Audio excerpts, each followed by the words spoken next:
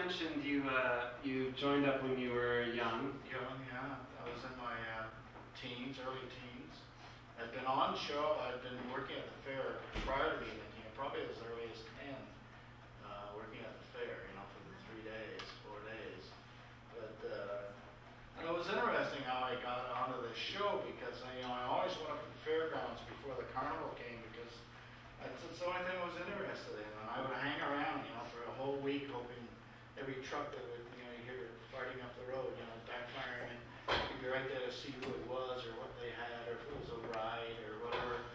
And when I went up, the carnival was setting up, and these guys were having a big discussion, a very heated discussion. And the guy was the guy was saying, well, this is where I set up last year. And the other guy said, no goddamn way you set up that way. You know, you were over here. You know, I went back and forth, here and there. And finally I said, well, I got a map. And they looked at me like, you know, here's this little, you know, 12-year-old kid on a bike, you know. And he said, what do you mean you got a map? And I said, well, I worked at the fair last year and I made a drawing where everything was.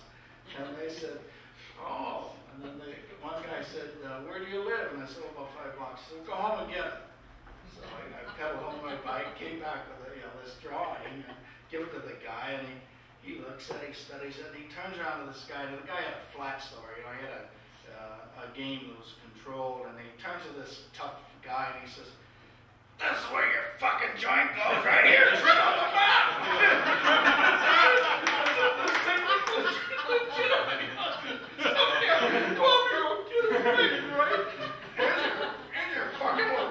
Right here, right?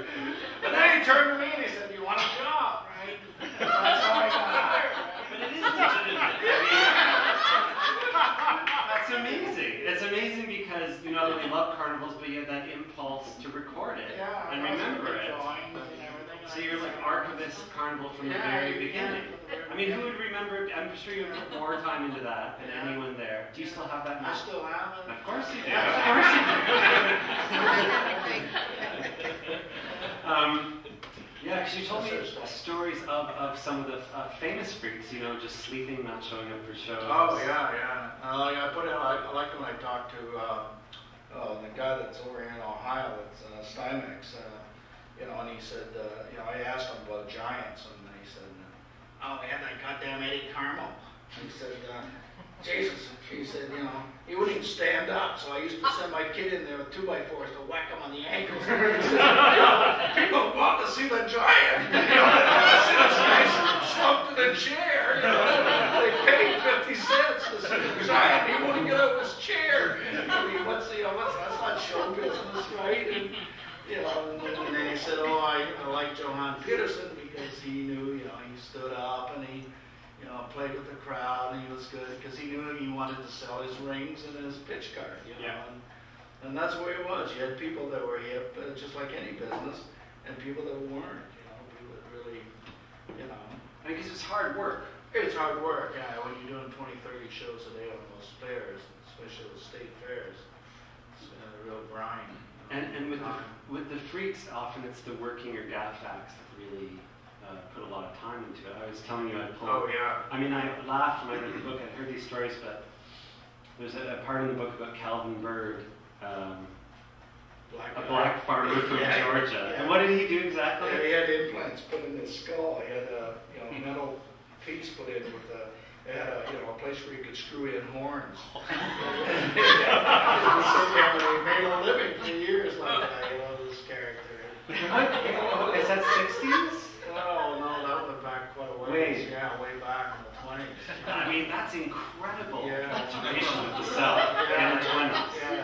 I mean, there's people doing all kinds of implants now with things and riches. With antibiotics. Yeah. They do it back then, you know. Another one was Charlie Hunter, the Gorilla Girl. Yeah, there's lots of Charlie. I heard so many Charlie Hunter stories. You just want to, sort of, wish you were alive to meet Charlie Hunter. Well, he must have looked insane. Oh yeah, he had to be insane. He was bearded. In some ways, yeah. And he wore leotards. Yeah.